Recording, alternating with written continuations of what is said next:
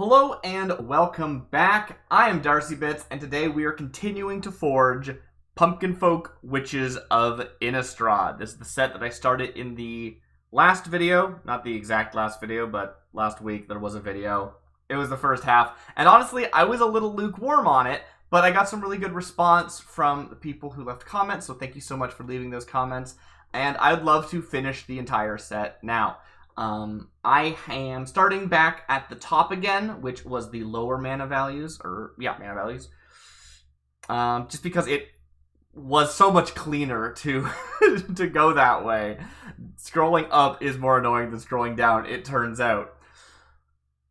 Otherwise, when we get to where we left off, we'll actually be going all the way to the bottom because there are more cards that I forgot to include in the initial JSON, so we need to get those. Those will be the high mana value cards. Anything above mana value 3 just completely got cut off in the first attempt because when I pulled the data from Scryfall, it was over 2 pages, and I completely forgot to check for that. So,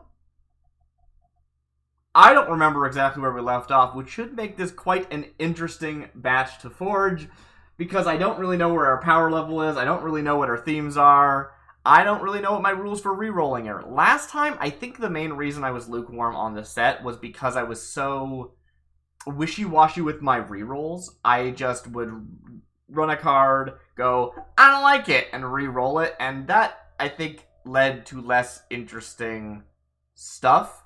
I think if something is egregious, I will re-roll it, and obviously something being egregious is not a strict rule, but I'll allow myself to. But I'm going to try and reroll as little as I can and just see where the set takes us for the rest of this. So, I'm very excited. Let's jump right into it. So last we left off was Ravenous Rats, which I don't remember this at all. I completely blanked on where we left off. But it is, for 1 black, is a 1/1. It has flying. And ETB, it taps something. It's an insect druid. I don't know what that means. Obviously its name is Ravenous Rats, but a druid whose name is Rats totally kind of checks out, so I'm kind of okay with that. And then being an insect is interesting. I wonder if they're a person made out of a whole bunch of bugs, like an Oogie Boogie or something. I don't know why that's where my brain went, but I just think that's kind of an interesting idea. Anyway, the little rodents of Innistrad think only of ratting and rapture.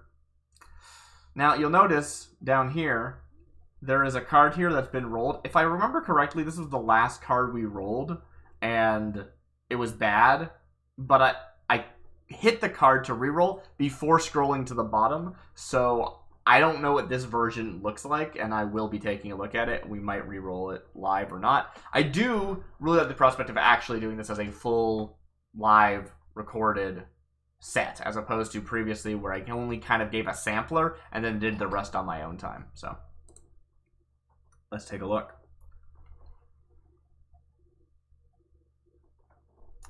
Acolyte of Cruelties for 1 black is a warlock. They're a 1/1 with first strike. Okay. At the beginning of your end step, create a 1/1 black zombie creature token. That is super good. Holy crap. Is it too broken? No, it's certainly not too broken. Is it? It's very good. It's probably too broken for real Magic, but that's okay. I'm sure we'll see worse things than this. I love it.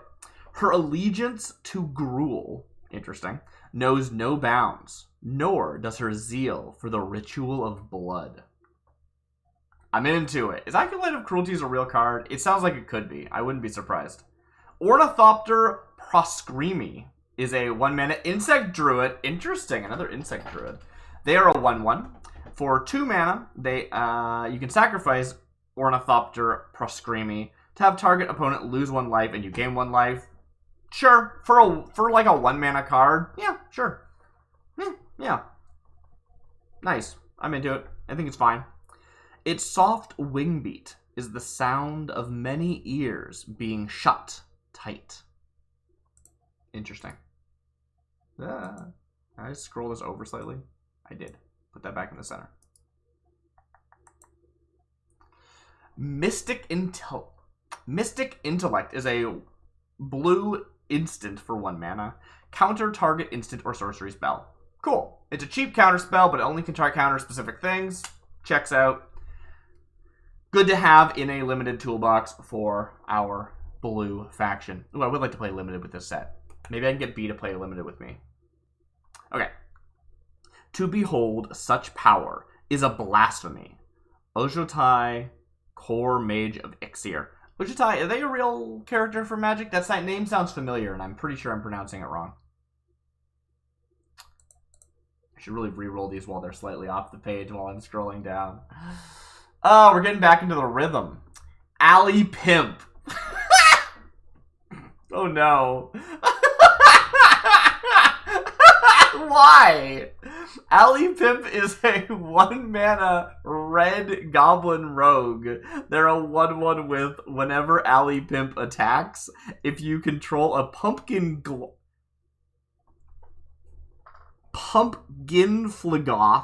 or a goblin, you may have Alley Pimp deal 1 damage to target creature defending player controls. It's Aura Goblin. I was sitting here being like, Pumpkinfolk. That's never gonna happen, but it's Aura Goblin, which means it actually happens every turn. All thieves, all prostitutes. 1 touch, and you're gone. Okay, I guess. I don't know what to tell you about this one. That's that's what we've got. The whole Pumpkinfolk thing does make me think how right before I went live, I was thinking it would be fun to do sort of like a series of foraging sessions to make one set where instead of doing the like this card inspires the name of the next card inspires the name of the next card, just like write down a bunch of keywords from like the first batch of like 50 cards and then work those into the next batch of 50 so that weird things like Pumpkinfolk actually might show up and stuff like that. It'd be interesting. I don't know if it would work or not, but it'd be an interesting thing to try. B suggested just do it as a block, and that's probably the best way of doing it. So find the mana cost from a set of 3, a block of 3 sets, and do it that way. So that's a future idea. Anyway. Whispers of the Old Gods is a 1 mana white instant. Put target creature on top of its owner's library. Draw a card. Huh. Yeah, I like this. This is cute. The great clamor of Wrath's followers hymns lifted even the dense clouds. Cool. Very simple, clean spell.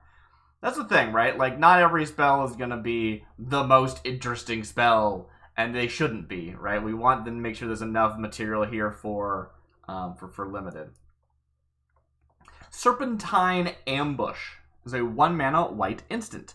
Target creature you control fights target creature you don't control. Each deals damage equal to its power to the other. Okay. I mean, it's weird and white, but that's fine. Let's not dawdle too much.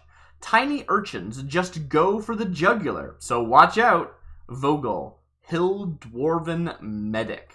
See, there's all these interesting characters that we're never going to see. What a shame. Dispel Magic. Is that the name of a real card? Because it's such a simple name for a card. I feel like it must be. 1 mana instant. Destroy target enchantment. Thrive on life's dark side. Swell your cowl with rage. Drink its venomous elixir. And bring your allies back to the land of the living. Elish Norn. Grand Cenobite. That quote doesn't sound like it has anything to do with Dispel Magic, but yeah, I mean, 1 mana to destroy target enchantment. I don't think I'd ever run this, but someone would, probably. I forgot to start forging this, so it's going to take a second. Ain't that always the way? Pumpkin Jester! Yeah! Pumpkin Jester! Is a 1 mana red goblin shaman. Whenever Pumpkin Jester or another goblin you control dies, each player returns a goblin card from their graveyard to their hand. Ooh, I like this card. This card is really cute. Goblin Ghosts in the Guild Vault. will make all manner of goblin jokes, as do the spooks who don't dare sleep. I like that. Maybe they're just like... Maybe the lower mana cost cards are just easier. Witch's Harvest is a 1-mana artifact equipment. Equipped creature gets +2/+1 and protection from black. For 3 white mana, create a 1/1 black and green insect creature token with flying. So what's interesting about this is, honestly, just as a artifact, I think this card's fine, right? If you were like, here's an artifact. It's a 1-mana artifact that you can spend 3 mana to create a 1/1 with flying. Cool. That's like a really nice mana sink. You can do that every single turn. That's a lot of value. The fact that it's an equipment that you can't equip is a little bit frustrating. Obviously, there are ways of equipping things that don't have an equip cost, right? If there's a spell that says all your equipment has equip 0 or 1 or 2 or whatever, right? But you would very much specifically need an activator. I think I'm okay with this. Normally I wouldn't be. Normally I'd be a little like, on it. Especially since you can't use it unless you're in white, right? Like, this is a colorless equipment that can only actually be used by white because its only relevant effect requires white mana. So, a little bit frustrating, but I'm going to let it pass.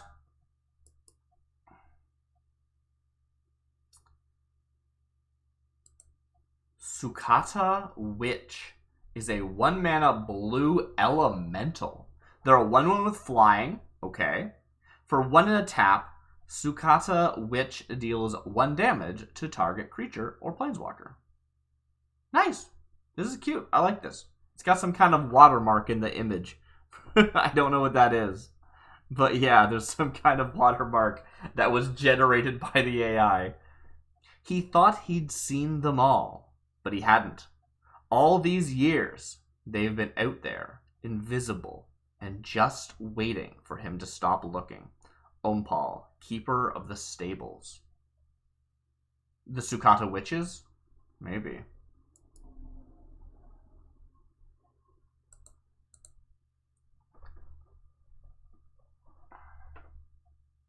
Bloodfire/Pursuit. X and red for an instant. You gain X life and to draw X cards. Wow! That sounds quite good. So presumably this is Bloodfire, which is half of Bloodfire and Pursuit. And Pursuit doesn't exist, right? We can't do split cards, not something we're available. I could re-roll this just because it tries to be a split card and it fails, but I'm fine with this. It is very good. So maybe that's a bad thing. Maybe it's too good to be in around, but come on, it's AI magic. Let's let people have some fun. The same night can be both one's birthday and one's funeral. That's true. That's just an accurate statement. Omen of the Sea is a 1-mana white instant with a pumpkin guy person. Okay. Is this going to get tied together? I don't think so, but maybe. Let's find out. Omen of the Sea deals 1 damage to each creature and each player. Let the cannibals rejoice. You may want to hide before you get eaten. Shalmari, roguish witch. I mean, I'm into a lot of the stuff happening on this card. I think the effect is fine. 1 mana to ping everything. Cool, including your face and your opponent's face. Should it be in white? Probably not, but whatever, it's fine. Having the flavor text be talking about like cannibals and hiding before you get eaten, like, is that what's happening? Is Omen of the Sea like, oh, something bad's happening soon and that's why everyone gets hurt and it's cannibals? I don't know. But just like, I want to know more about Shalmari, roguish witch. God, that's the thing. Every time, I should just make a list of all of the like interesting legendary characters that we see on flavor text in the set, and then make those cards afterwards. Someone remind me to do that. That sounds fun, actually. Maybe those can be the the commanders for the Precon Commander tie-ins. Let's do that. That sounds fun. After Pumpkinfolk Witches of Innistrad ends, which, if I'm completely honest, probably won't be done by the end of October, because I've got some stuff that's coming up next week, and there won't be a Monday stream. But after that, I would love to comb through all of these cards, find the legendary creatures, and forge a card for each of them.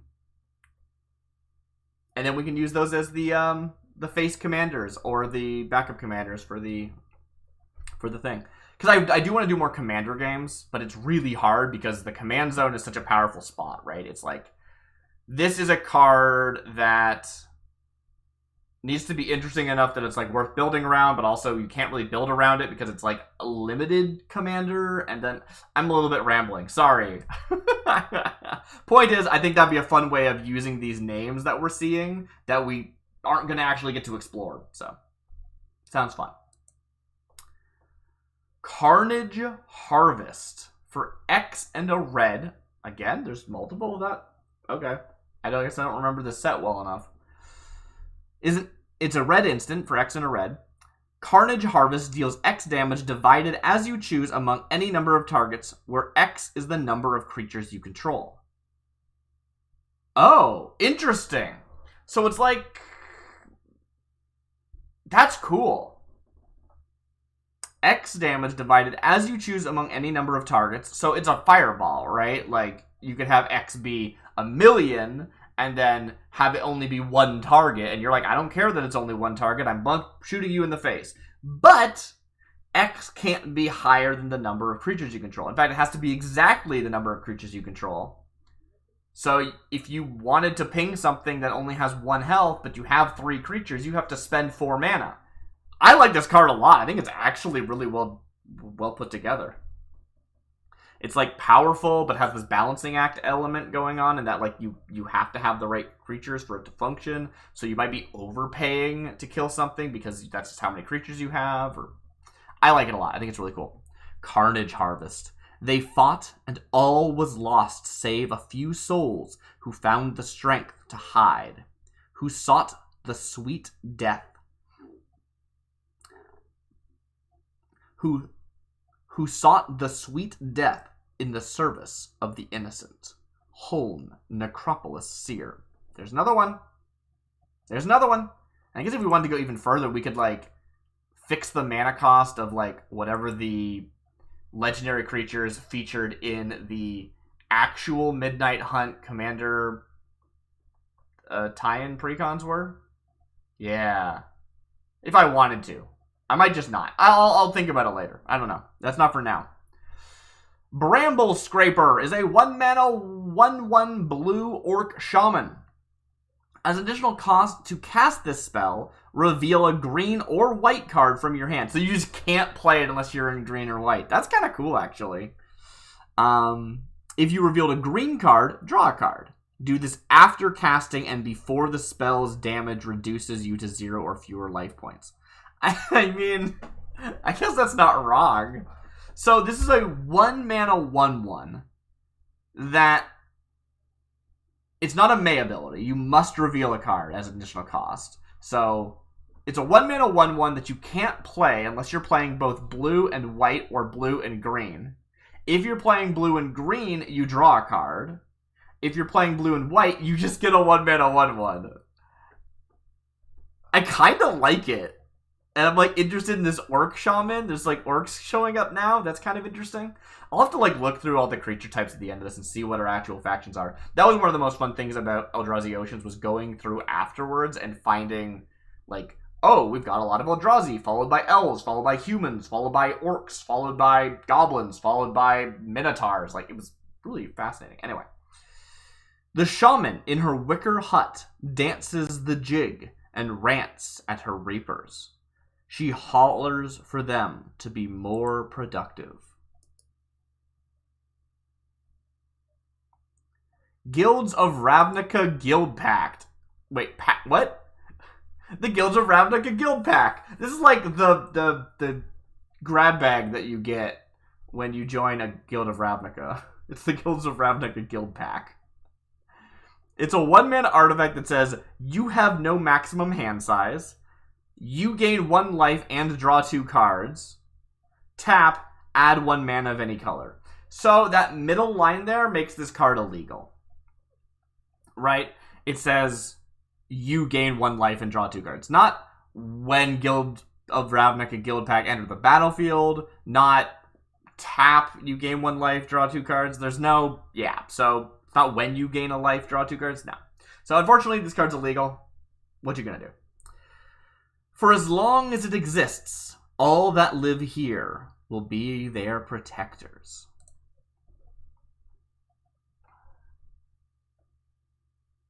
Octagonal Keystone is a 1 mana Phyrexian construct. It's colorless. It's a 1/1.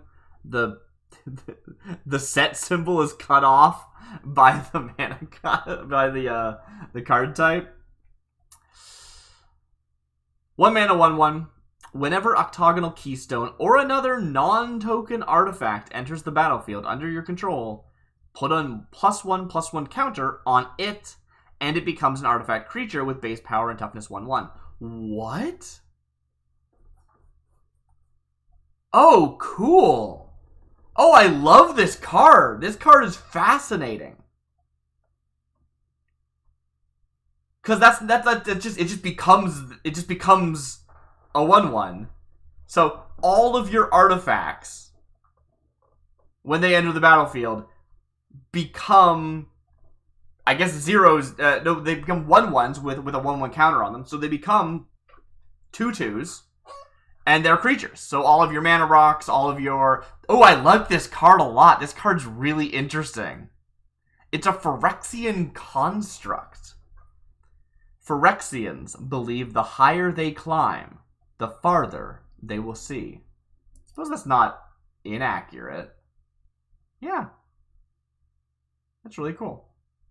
No, I love that card. That card was fascinating. Oh, we got a card that looks like a card. All right.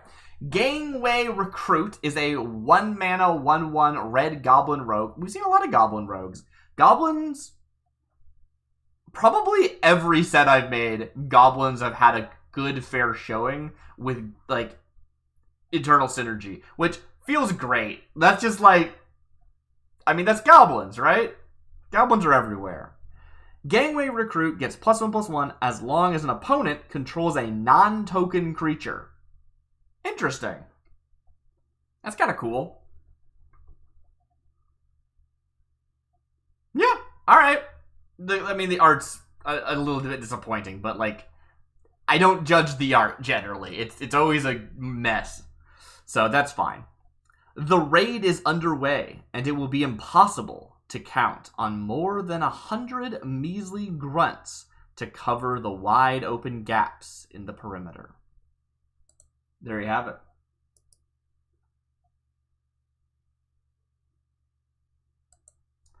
Witch's Rictus is a 1 mana 2/2 goblin warrior that's vanilla. Okay. Yeah, I mean, I think you could print this.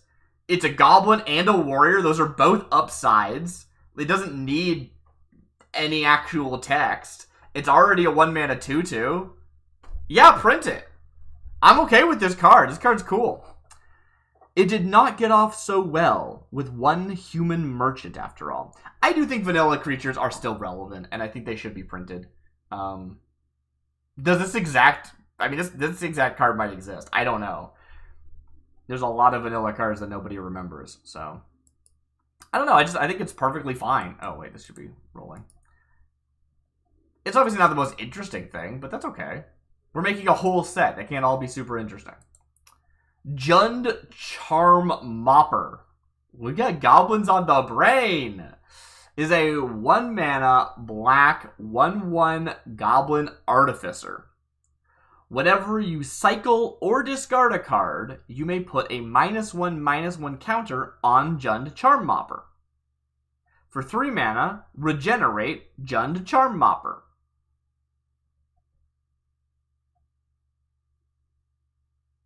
So, I mean,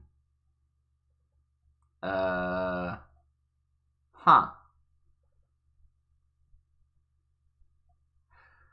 There's no benefit, and you don't have to do the -1/-1, which, you know, I think this is a perfectly fine card. I just kind of, 3 mana regenerate is so, From the plains to the hills to the coast, they've always been the toughest lot. You know what? I'm going to re-roll this one. Maybe I shouldn't, but I'm gonna. I feel it in my bones, and that's enough for me. Nightborn Spirit is a 1 mana, 1/1 flying spirit. It's black for 2 mana, discard a card, regenerate Nightborn Spirit. Another regenerate effect, but this one's at least a 1/1 flyer, so, like, you have more of a reason to want to keep it around. Like, flyers are a big deal. And, yeah, you know? It's a spirit, that's interesting. Obviously, we have some goblin synergies, but, you know, that's okay. Let's make some room for some other folk. Yeah, I like it. Some can be frightened away with a name. This art is wild, though. It's just, like, got a white section here. Oh, well. Pyroblast! It's a 1 mana blue spell, right? That's Pyroblast? I've heard of Pyroblast. I'm pretty sure it's a 1 mana blue instant that deals 2 damage to target creature and 2 damage to you. I'm pretty sure that's Pyroblast. Light the fuse and sit back to watch the fireworks. Teysa, a Crowan... Say gunslinger or gumslinger? I think it says gunslinger. That makes sense. That's a real word. Honestly, I don't have a problem with this card. It's probably not very good, but you might play it in limited, and as long as you might play it in limited, good enough for me.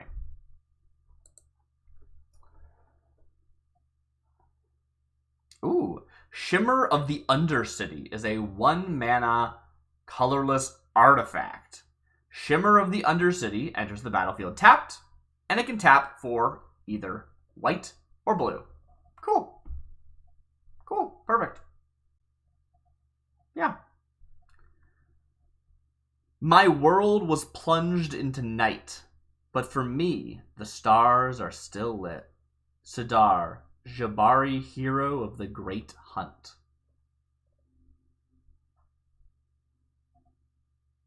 Cool. Yeah, that's nice. It's a little mana rock, enters tapped. Cool. I think that's fine. That could probably exist, honestly. That's like Sky Diamond or something. Pumpkinferno! Yeah! That's a great name. Oh, it's so good. Pumpkinferno is a 1 mana green instant that says Pumpkinferno deals 1 damage to each creature and each player. We have this card already. This card was already printed in white. I feel like for the sake of, like, identity, you wouldn't print just, like, have a functional reprint in a different color like this. At least not in the same set, but honestly, it's fine. You know, it's in green. It's not... Different decks will draft them. Yeah. That's fine.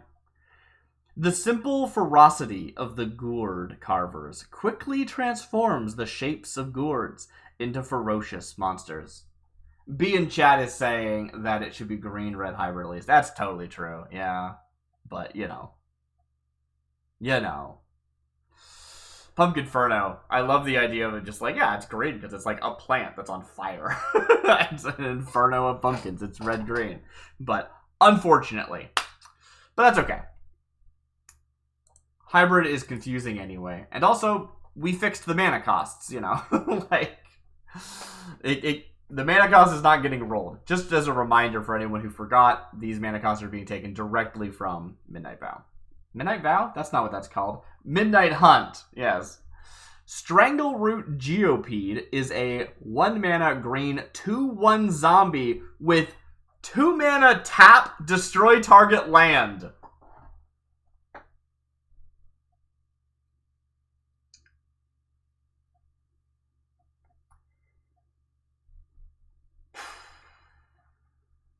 I guess I have to ask myself a question here, which is, do I just ban all land destruction?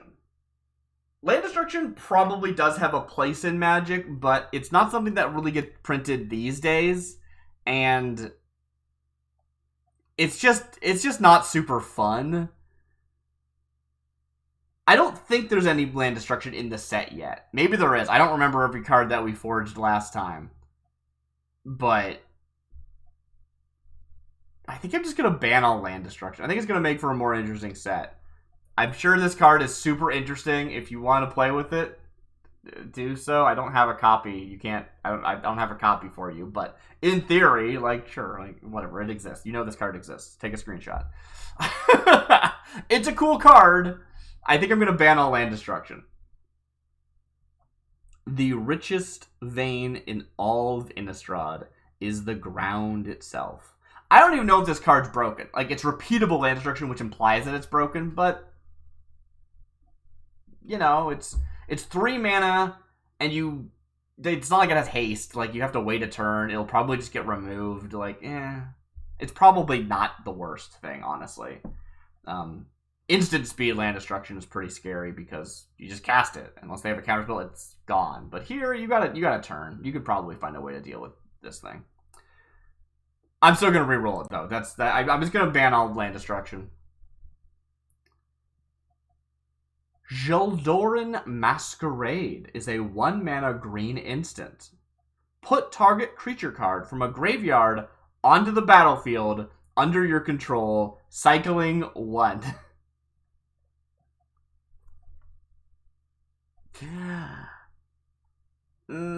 I just said no land destruction.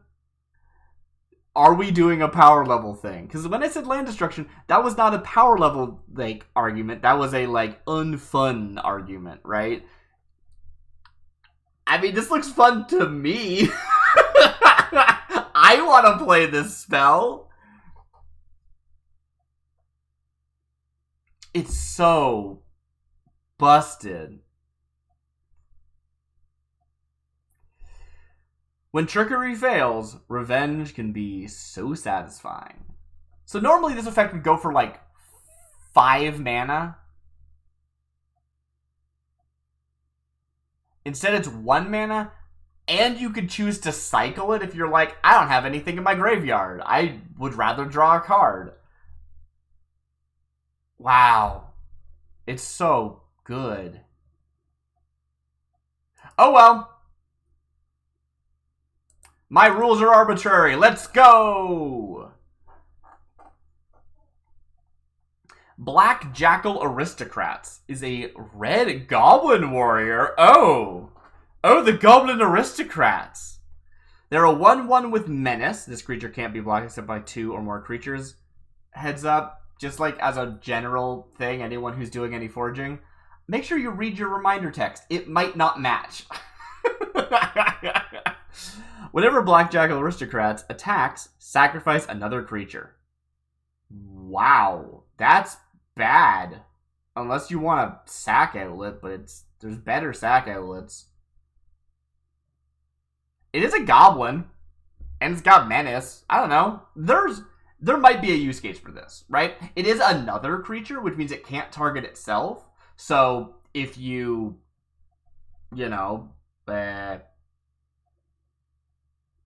So if you played this on turn 1 and then didn't have a creature on turn 2, you could be attacking with this for multiple turns before it starts being an issue. That's kind of cool. It's also a goblin and a warrior, which are relevant tribes. Yeah, I'm okay with this.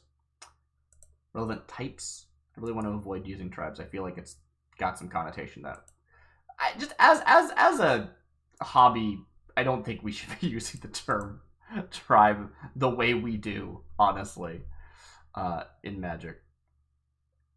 Greenglade Entomologist. Ooh, Greenglade Entomologist is a 1-mana, 1/1 green zombie spider. I love the idea of a spider entomologist. An entomologist, if you do not know, studies insects. I'm pretty sure they don't study bugs, they study insects, which is a very, like, this spider is studying insects. in its belly. Green, Regenerate, Green Glade, Entomologist. This card's boring, but good. Yeah. This is just like a very reliable chump blocker.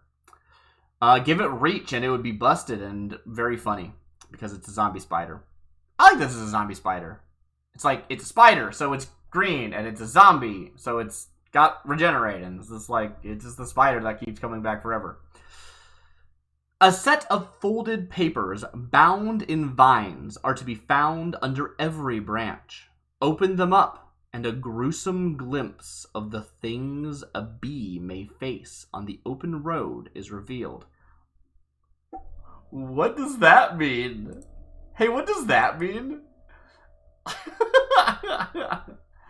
I want an entire set of, like, insect people. Like, it's just, like, bee folk and grasshopper man. You know what I want? I just want a full, like, where the west wind blows. Is that what that set's called? What's that series called? You know what I mean. Just, like, cute twee animal people set. It's just like a frog and a toad and a little rabbit. They're all just people. It would be great. But also bugs, I guess. I don't know what I'm saying. Let me just read this card. Gleeful Exuberance is a 2-mana red instant. Creatures you control get +1/+1 until end of turn. Cool! Woohoo! Let's do that Nutcracker Suite! Maya Huel, Lord of the Bloodfang Boughs. Oh yeah, add that to the list of legendary creatures we gotta forge after this set's done. Oh, I'm very excited about this idea. It's gonna be good, I hope. I don't know how it's gonna work. It might be weird. Maybe we need to fix the mana cost. Maybe we don't. How do I decide who gets what mana cost? Not excited about it. Drana's Scraper. I feel like I know Drana. Is Drana? Drana's somebody, right? 2 mana, 1/1 elf wizard with tap, add black. Cool. Yeah. It's a little bit, yeah. It's great. Little elf wizard, but in black, so it makes black mana. Great. The air of Gerard's stand fills her with excitement and joy. She misses the wide streets and throngs of the bustling city, but finds that her home here brings the same spirit to her. Cool. Hunted Courier. Do you think they're going to have the Hunted ability? Don't look ahead yet. Hunted Courier is a 2-mana white human soldier. They're a 2/1 with first strike. Okay. That's pretty good. Bushido 2. Whenever this creature blocks or becomes blocked, it gets +2/+2 until end of turn. Oh. That's very scary. With first strike?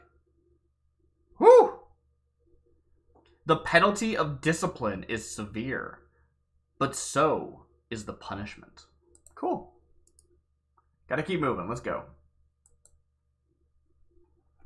Harvester of Souls is a 2-mana blue and red 1/1 human rogue. Other creatures you control get +1/+1. Okay, wow, pretty good. Whenever Harvester of Souls deals combat damage to a creature, that creature's controller sacrifices it. What? Oh, that's so interesting. It's not Death Touch. It gets around like it's indestructible proof. It's anti-indestructible Death Touch. It's Sacrifice Touch. This card's cool, and maybe... Okay, cool. As a kind of petri dish, souls become many things. See, here's the thing. Am I enjoying this set? I actually quite a bit am, but, like, it just doesn't feel pumpkin-y enough for me, I guess. Or witchy enough. Forced Outcome is an X-black sorcery. Some kind of meat hook massacre, you might say. All creatures gain vigilance until end of turn. They get +X until end of turn, where X is the number of creatures you control. Oh. All creatures? I guess if your opponents are tapped out, then, like, Like, if your opponent doesn't have any blockers, this could be a very powerful pump. It's kind of expensive. Like, if you've got 2 creatures on board, then it's a 4 mana for +2/+2. That's probably good enough. Unfortunately, it hits both sides, so it only is really good if your opponents are, like, have their creatures tapped down. It is so tempting to remain awake, to keep track of all the spooky goings-on. To get the most out of the Halloween fun. Yet, just as a bone collector wakes only to find he has less than half the collection to choose from, only half the fun. I had to read that one again. I didn't follow. It is so tempting to remain awake, to keep track of all the spooky goings-on, to get the most out of the Halloween fun. Yet just as a bone collector wakes only to find he has less than half the collection to choose from, only half the fun. So you're saying don't stay up too late. It might seem like it's more fun, but it's going to actually ruin the entire experience. That's, like, often true, honestly. Yeah. Cool card. Forced outcome. Let's keep going. Blue Court Sage, a 2-mana blue 1/3 human wizard. This art is great. Whenever you cast a non-creature spell, tap target creature an opponent controls. Cool. Cool. Great. For witches, learning is just as important as reading. Nyanaeve of the 6th house. Oh, all these characters sound so cool. I want to know more and more about all these made-up creatures. Don't exist. Open the Door is a 2-mana white instant. Is this like... Wait, is the set actually that, like, people are trick-or-treating? Like, you go to the door and you open the door and it's an instant? This feels like honestly, this does feel like the kind of structure of instant spell names these days, doesn't it? 2-mana, white, instant. You gain 2 life. Choose target creature. Prevent all combat damage that will be dealt to that creature this turn. It's pretty cool. This card's good. Does the flavor land? Open the door. Probably not. I don't know. The fruits of their labors swelled, their poison glands itching to do more. Nope, this card doesn't come together at all. Oh well, that's a shame. Cool effect. Harnessed Inferno is a 2-mana 2/1 Phyrexian Imp. It's black, not red. Harnessed Inferno can't block. Okay. For 2 mana, Harnessed Inferno can't block.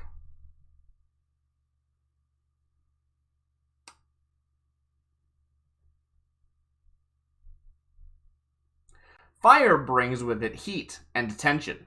The slightest touch can be an explosion. I'm going to re-roll that one. Screeching Angler is a 2-mana 1/1 bat. Cool. It has flying. For 1 black, target creature can't block Screeching Angler this turn. Huh. Fishers take more than just a trophy. It's pretty expensive, but again, you'd run it in limited. Don't tell me you wouldn't. I mean, you can say that. That's allowed. I'd run it in limited, so.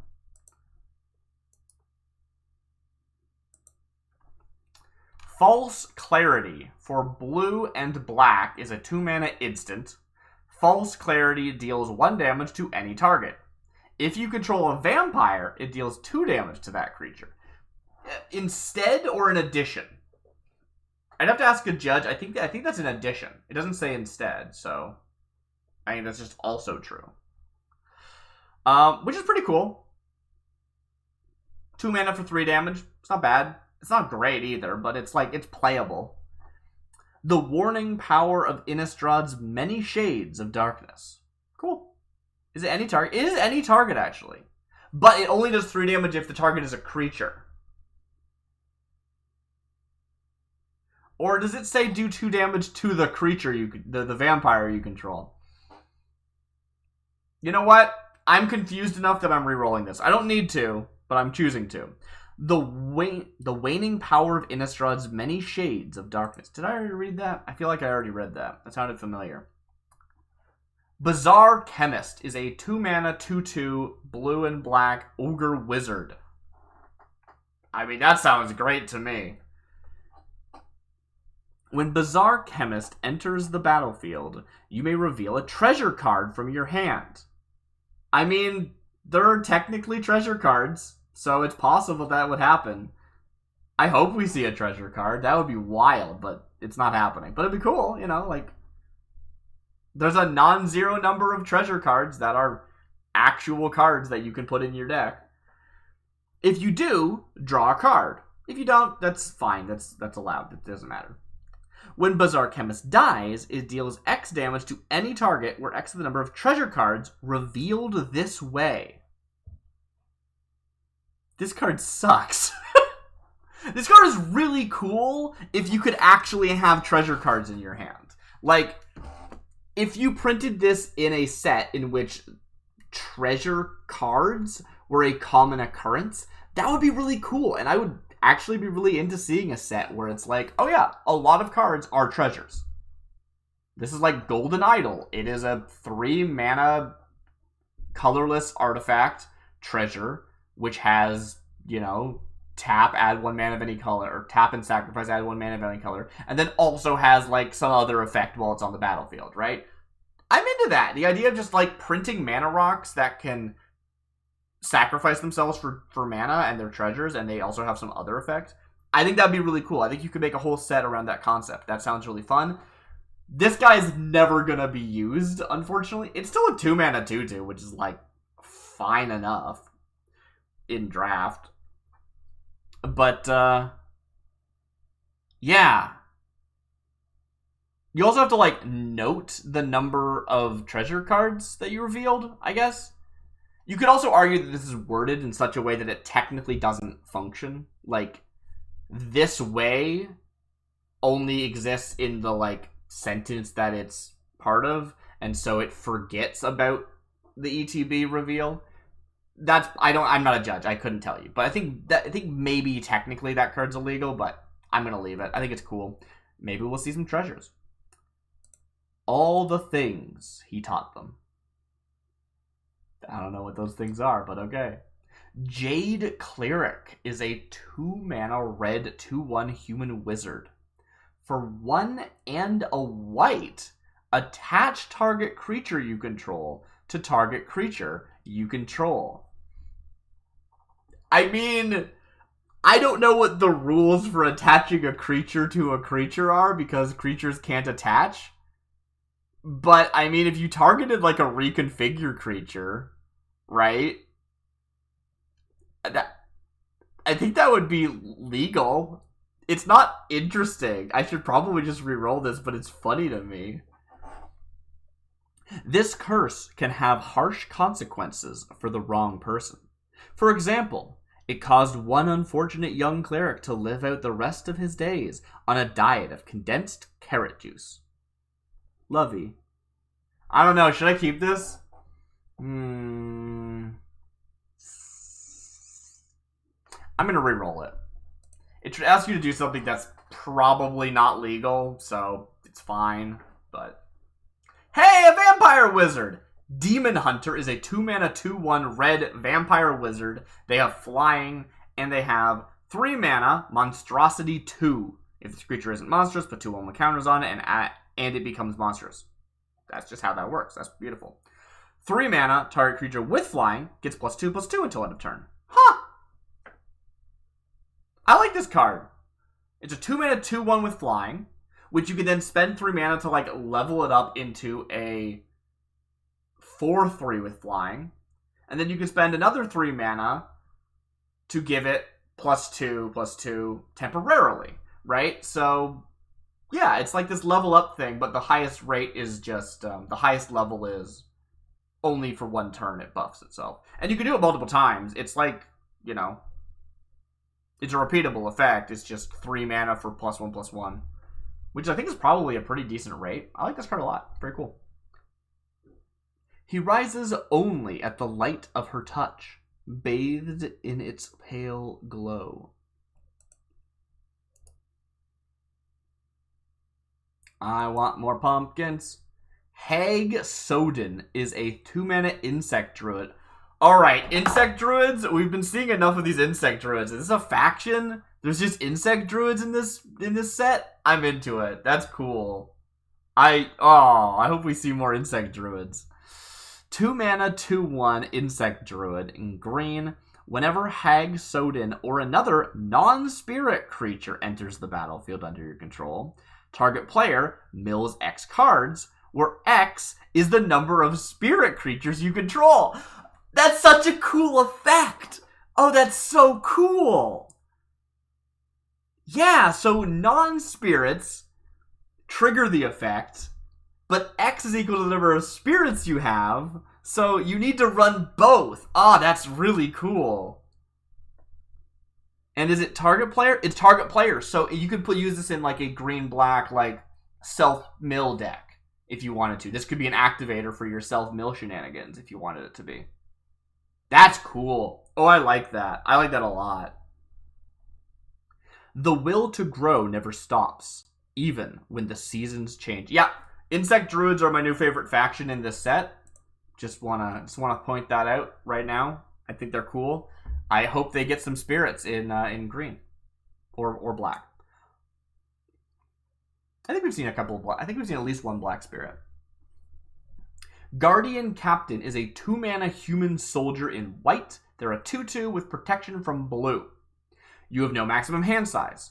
Whenever a creature attacks, you or a planeswalker you control, put a 1/1 counter on Guardian Captain. This card's good. I don't think it needs protection from blue. I kind of don't like protection from color effects. They feel arbitrary. Like, oh, if I happen to be going against a blue deck, I win. Woo! You know, like, it's just... But anyway. Look at your forearms, warrior. If they bear a stain of blood, then it is my mark upon you. Seeker the Old. Seeker the Old? It's a cool name. My name's Seeker. People call me Seeker the Old. Oni Cackling Archer is a 2-mana 1/1 human arch. No, it's not that. Sorry. Oni Cackling Archer is a 2-mana 1/1 human cleric. It's white, black, and it says, whenever Oni Cackling Archer attacks, it gets +1/+1 until end of turn for each attacking creature. Cool. I don't know why it's called Oni Cackling Archer. It is a human cleric, but the effect is cool. Yeah. Her arrow loosed from a yew bow plunged into the goblin's throat. Blood splashed upon her leather armor and touched her dusky skin. A grin split her fangs. She lifted her sword, bloodied blade gleaming in the moonlight. This is a demon archer. Why couldn't you have made them a demon archer? This is clearly some kind of demon archer. That flavor text, that name. I really like this card, but it's a human cleric for no reason. That sucks. Demon archer. That's a shame. Dead Harvest is a 2-mana white instant. Destroy target land. If that land is a plains enters the battlefield tapped. Hey, they did my work for me. As we said before, I'm banning land destruction. This card would also just have to be rerolled. It doesn't actually function. Plains enters the battlefield tapped doesn't mean anything. Like, for the rest of the game, plains cards will... whatever. I probably should have read the flavor text. Oh well. Fairy Fire is a 2-mana white instant. Target creature gets +1/+1 until end of turn. That's really boring. For 2 mana... I'll make sure the breathling use their spit rocks, not their spittoons. Cough of the Hammer. You know what? I'm vetoing this card. Just for fun. Boring. Plague Throbber is a 2-mana 2/2 vampire. It's a white vampire. When Plague Throbber or another vampire you control dies, create a 1/1 white vampire creature token with flying. So... Okay, so here's the thing, right? Every token that dies will also give you one, because it doesn't say it has to be a non-token vampire. But is that a problem? I mean, I think that's probably okay, actually. Because it's dying, right? It's not like whenever a vampire enters the battlefield, that would go on forever. But here, I think this is okay.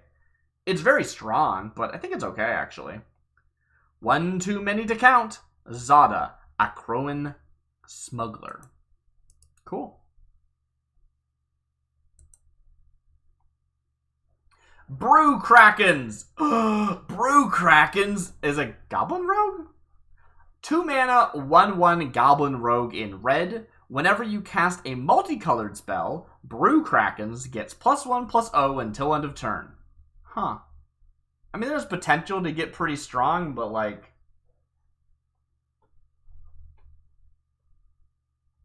Only multicolor spells? Some wizards hate Krakens, but the best brewmasters love them. I mean, tell me about Brew Krakens. I want to know about Brew Krakens. These are not them.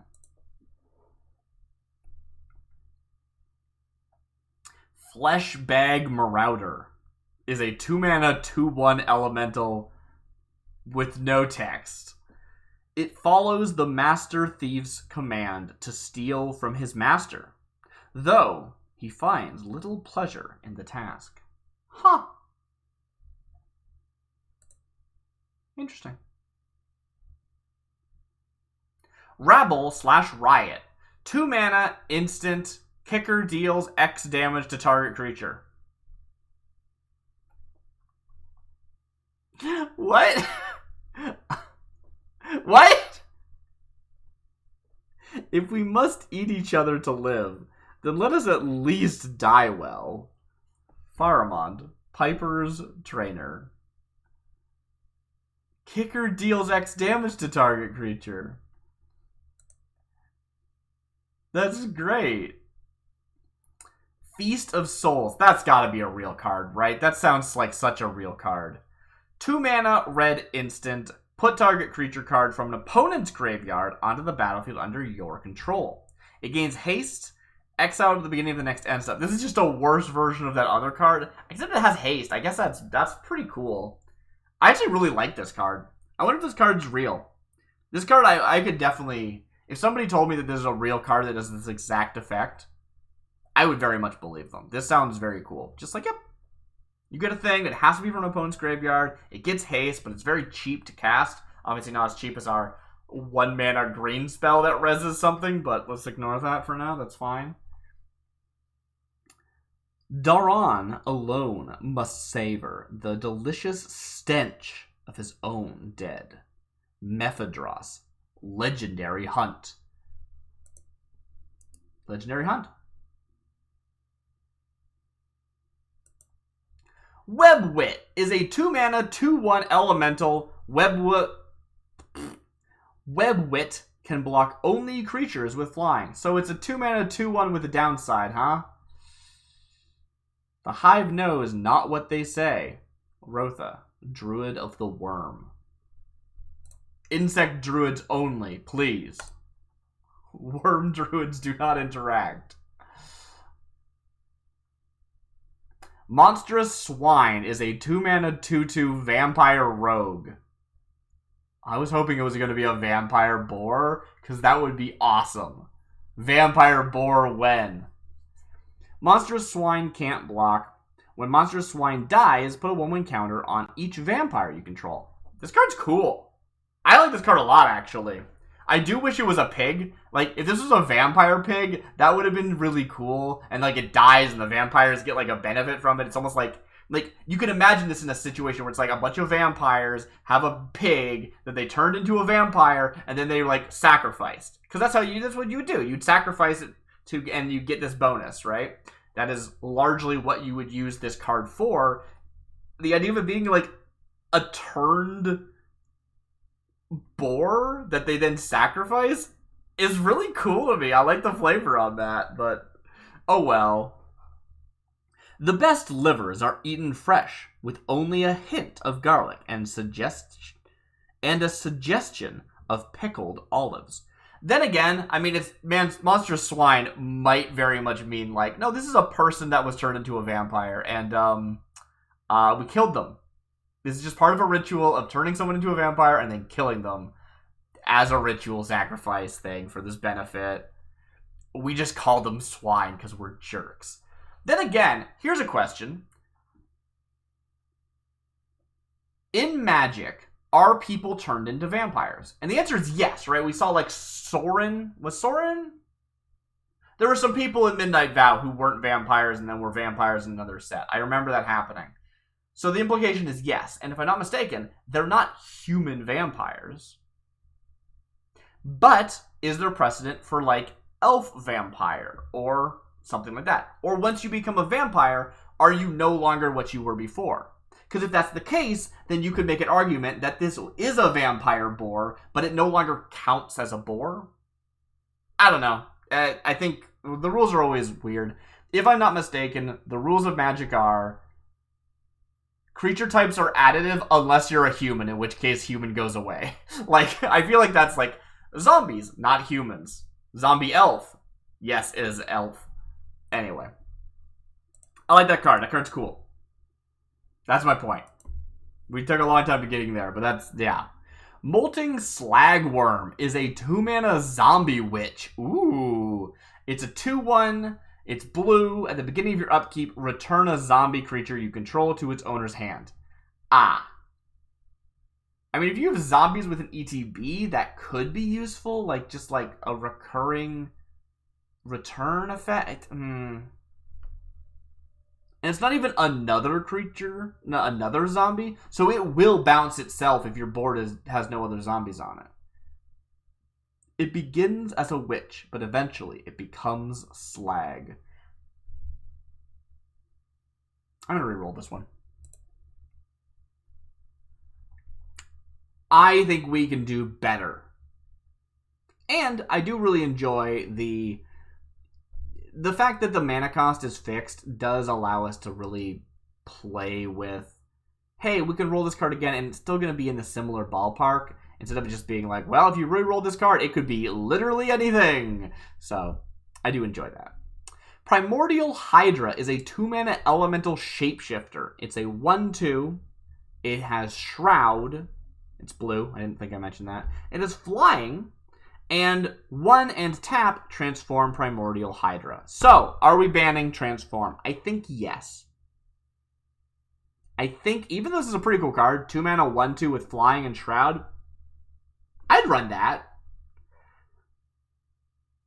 Actually, probably that wouldn't be worth running, because, like, Hexproof would be pretty cool, because then you could buff up this, like, 1/1 and make it very strong. But here, you can't, right? Like, you can't buff up your 1/1 and then be like, haha, it's got hexproof. Like, no. So. In the annals of Innistrad, few records are left of the wondrous beings who once inhabited the plane. Some legends speak of hydras as shapeshifters who assume the form of elementals and dominate the waves. Wow, that flavor text really tied it all together. It's like, this is Primordial Hydra. They're a Hydra that's a shapeshifter that takes the form of an elemental. We hit every note. Good job, us. We checked every box. I'm going to reroll it, though, because of the transform effect. Watcher in the Mist is a 2-mana human wizard. It's a 1/2. It's blue. Whenever you draw your second card each turn, create a 1/1 blue spirit creature token with flying. This card's great. Obviously, there's stronger cards we've made today, but, like, that's okay.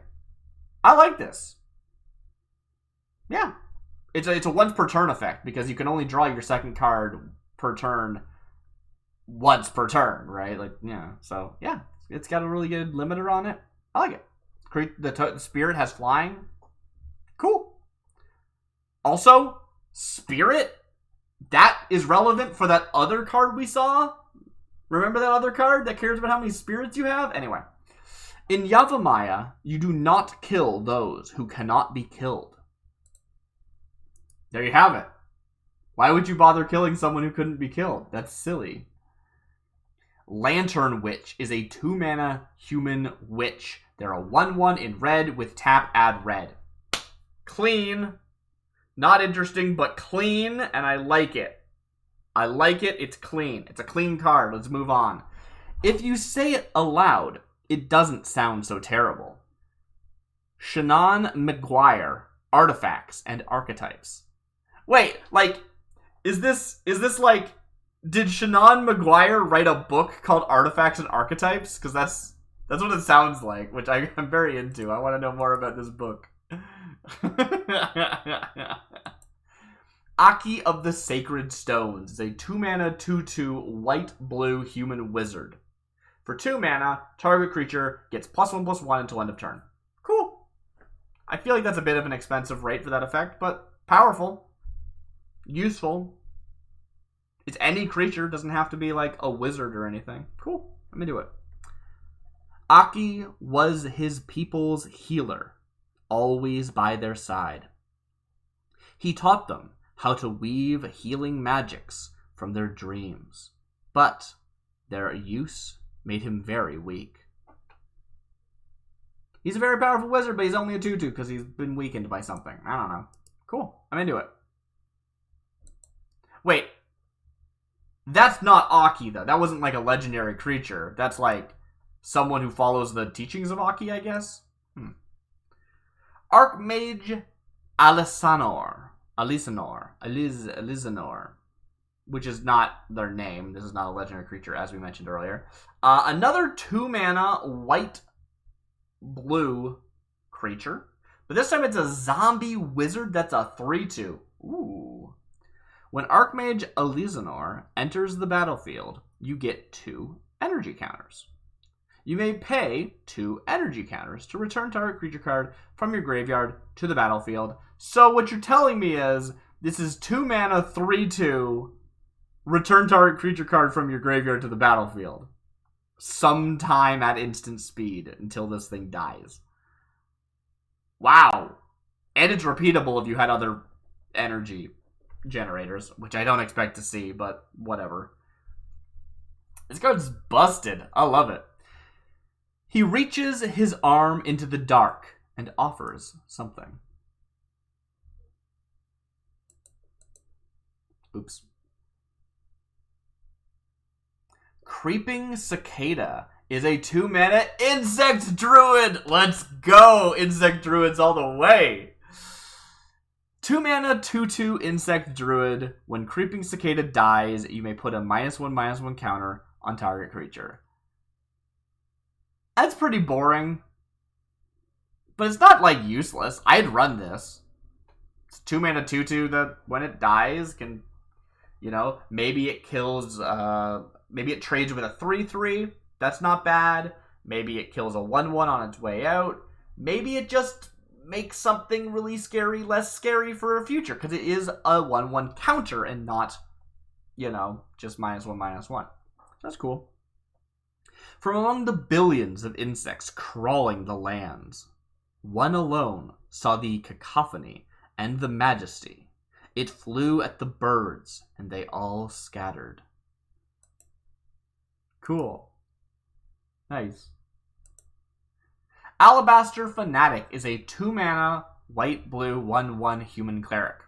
Whenever you cast an instant or sorcery spell, put a 1/1 counter on Alabaster Fanatic. Boom. Beautiful spell. Beautiful, beautiful, clean. Very nice. May I remind you, Magus, that fanaticism doesn't come without a cost.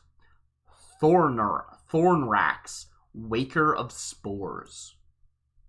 Cool.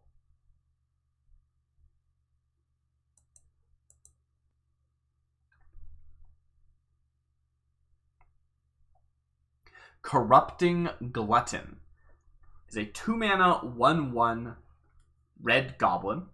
It can't block. It sounds like a theme for these goblins. Is that true? That wasn't. Whatever. Tap, Corrupting Glutton gets +2/+2 until end of turn. So, it's a 1/1 for 2, which is bad. It can't block, which is bad. And it can give itself +2/+0, but only if it taps. So you'd have to, like, have vigilance and attack and then tap, or you'd have to, I don't know, block and then tap, but you can't block. This card is trash. It's no matter if it was a hobgoblin or a vampire that put them there. There you have it.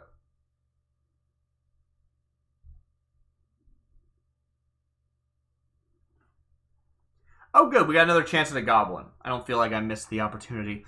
Goat Crew Skinners. That's a great name for a goblin. Oh, I want to see goblins riding goats. Can we do that? Can we have a set where goblins ride goats? 2 mana, 2/2, goblin, rogue.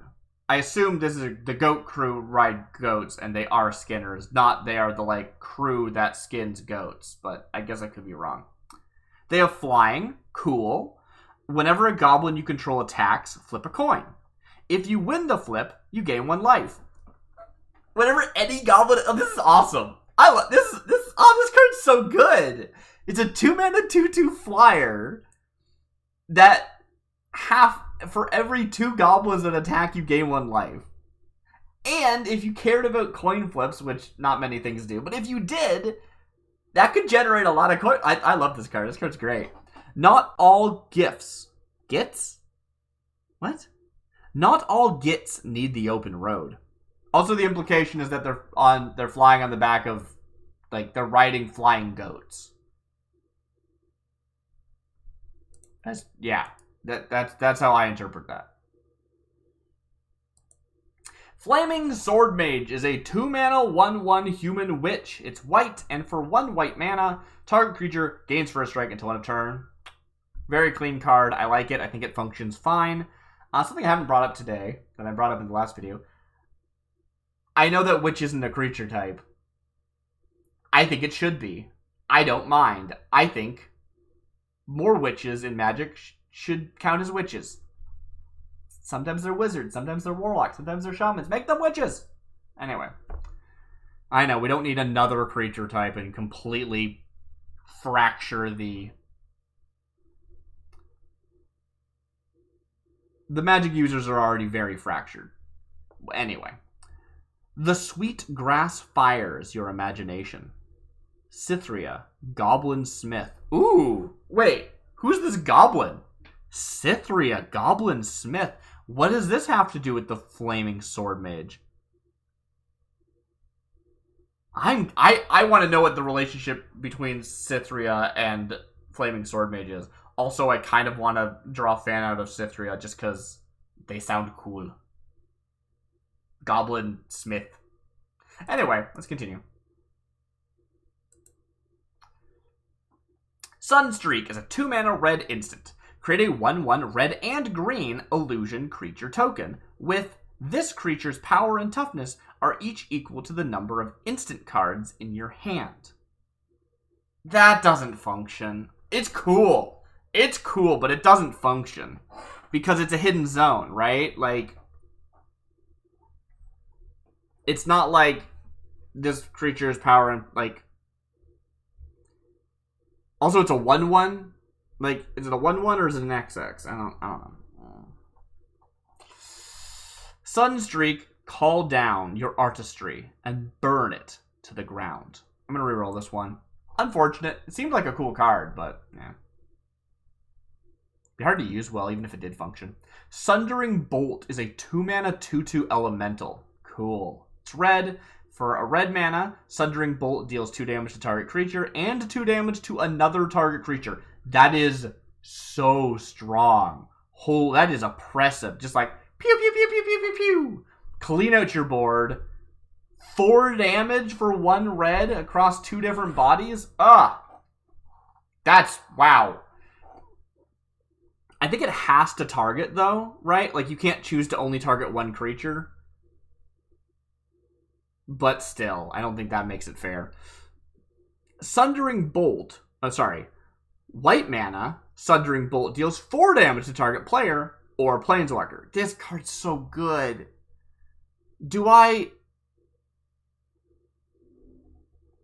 I think I re-roll this. I know I try not to, like, do too much micromanaging for power level, but this would just be miserable to play against. Because unless you counter it, this is an instant speed thing, right? This doesn't require... Like, there's that other card that we saw that was super busted, but it needed to, like, stick around for a turn and then, like, so that it could tap. Or you'd have to give it haste or something. This can just go. So if you're like, oh, Sundering Bolt, I need to remove that. 2 damage, I'm gonna Lightning Bolt your Sundering Bolt. Like, okay, I just hammer this button as much for as much mana as have and I kill you. Like, I don't know. I'm gonna change it. A bolt that can change everything. Cool card. Sorry. Wretched Dross Shark. Goblin Warrior is a 2-mana 2/1 Goblin Warrior with Trample and can't block. I mean, I wasn't going to block with it anyway, probably, but I don't know if a 2-mana 2/1 with Trample is good enough. Ugh. For Dross Shark, a stomach filled with little more than rancid fish. Hunger can only be sated with more of the same. I think this card is not good, but I think it is, like, printable. You know, I think it's like, you know what? It's going to be one of the weaker players of the set, and that is okay. Someone will come up with, like, some... It's probably a relatively cheap Trampler if you had a way of buffing its attack. Like, it might be actually pretty okay. In red? Yeah. Alright. Necrogen Spellbomb is a 2-mana red instant. You may exile a target artifact or enchantment you control. If you do, Necrogen Spellbomb deals 3 damage to any target. So it's, as an additional cost, exile a target artifact or enchantment you control. The local Zendikar system is overrun by elves and their minions. I don't like it. Is it rerollable? I'm going to reroll it. I think I can justify rerolling this one. I don't need to justify things. I should really worry about it less and just keep the stream going. Hellkite Charger is a 2-mana 2/1 Goblin Warrior. What is that picture? What the heck is going on? While its pouch remains empty, a Griff Horde carries it along at its side, its belly screaming.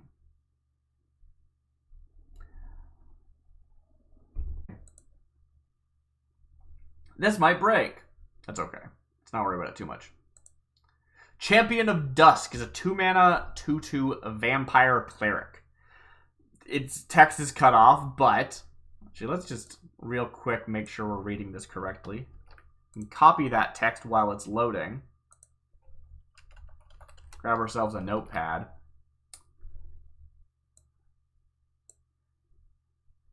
For 2 generic and a white, Champion of Dusk gains first strike until end of turn.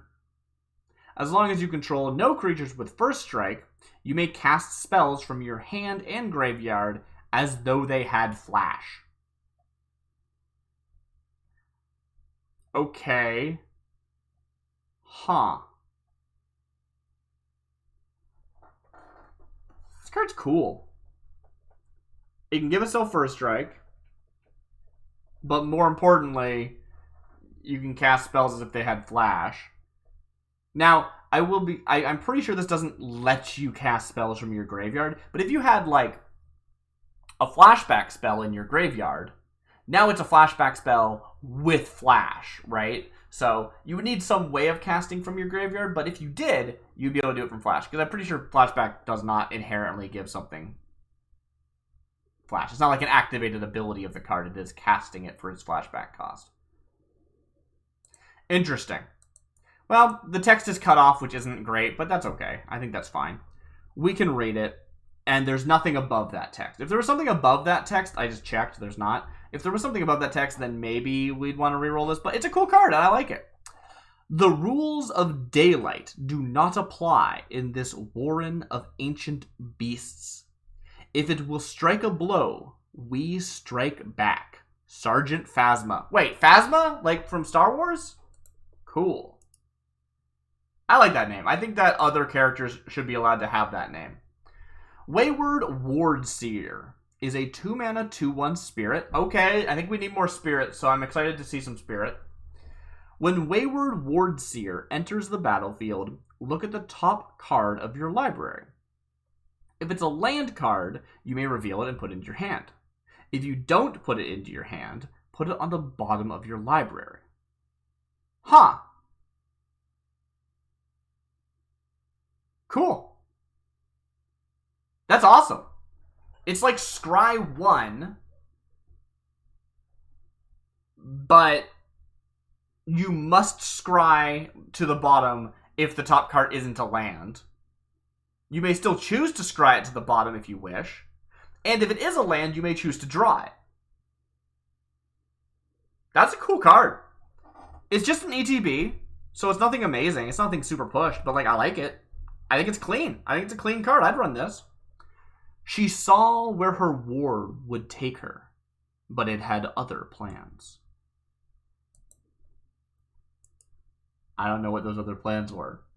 Not being a land and going to the bottom of the library. That's what that said, right? I've been trying to not scroll back up during today, but... Bottom of your library, yeah. For a second, my brain thought that said graveyard, which doesn't make any sense. Ooh! Ooh, we've got an insect that isn't a druid. This is our first non-druid insect, I think. Herald of the Sand is a white and black 2-mana 1/1 insect with flying. When Herald of the Sand dies, create 2 1/1 red insect creature tokens with flying. This card's awesome. I love this card. Also, I love this art of these, like, insect people with pumpkins that are, like, they look like they have, like, not pumpkins' foreheads, but, like, covering their heads, like giant masks. I like this design a lot. I think this is a really cool design. For we live on the edge of a city where our thoughts will be heard, if they are even human thoughts. Adarkar Valkyrie. Cool. I didn't really deliver that well. Adarkar Valkyrie. Anyway.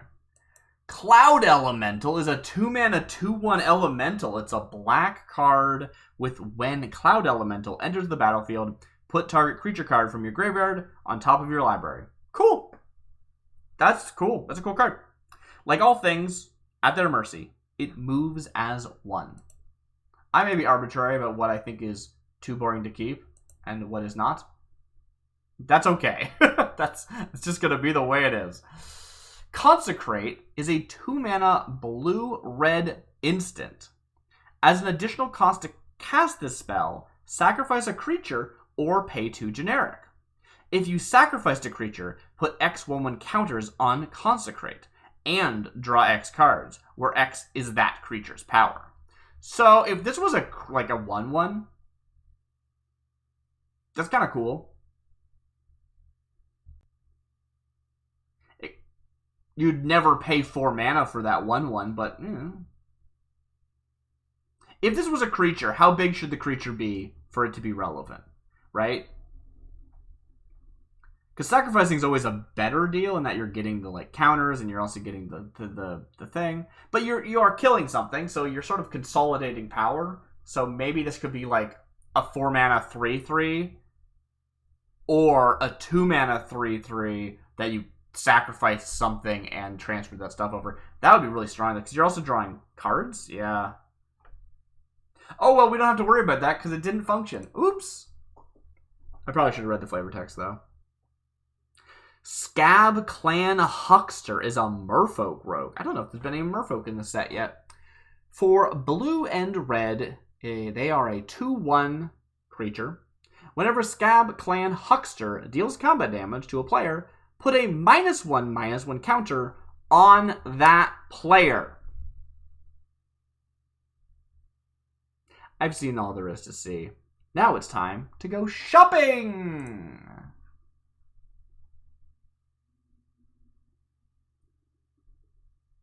Silver Quill Matriarch is a 2-mana vampire wizard. They're a 1/2 with when Silver Quill Matriarch enters the battlefield, you may search your library and or graveyard for a vampire card. Reveal it, put it in your hand, then shuffle. Ooh! Ooh, it's it's a tutor that can also pull from your graveyard? That's awesome. They should print that more often. Oh, that's cool. I want to see tutors that can pull from both your library or your graveyard. Huh. That's so cool. If you didn't think vampires could change, you should have seen her. Jasmine Sunrise. Who is Jasmine Sunrise? Oh, that's such a good name. Oh, I love that name. I like this card. Tutor at your vampires? Yeah, it's great. Remarkable Rocket Wizard is a 2-mana blue 1/1 human wizard. For 1 and a tap, target creature gains flying until end of turn. For just tap, target creature gains first strike until end of turn.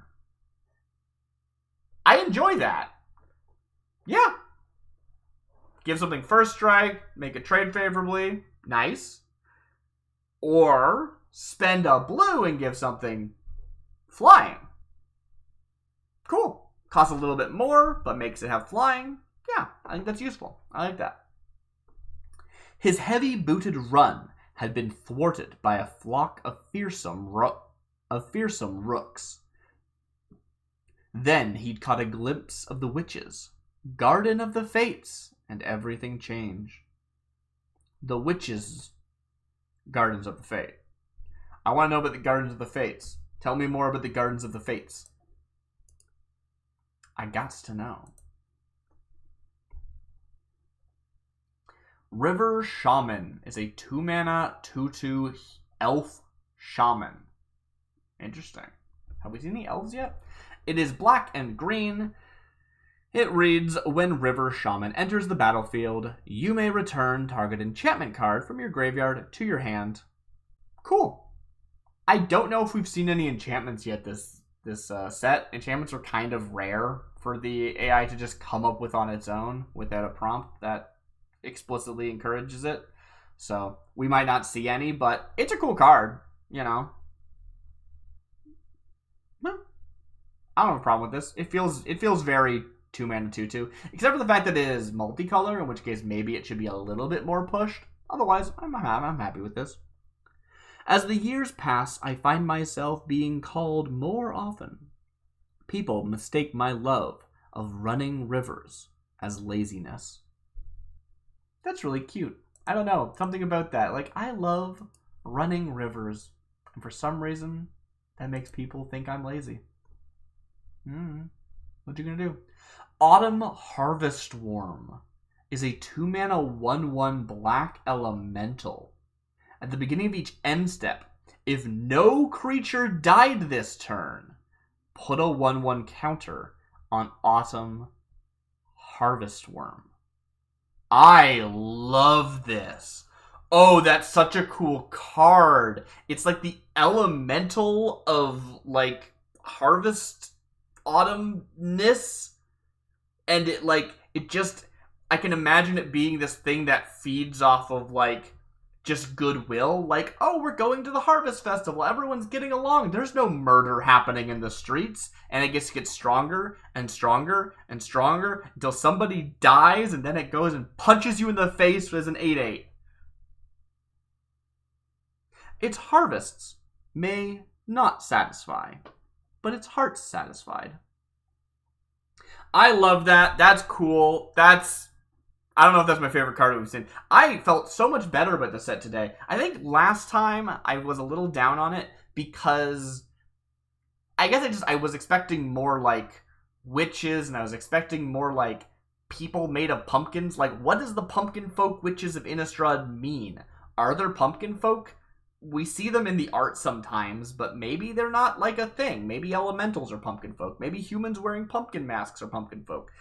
I don't think the insect druids are pumpkin folk, but you know what I'm saying. Like, I think my expectations were a bit dashed, and so I was a bit down on it. But I fully enjoyed it today. I hope you did.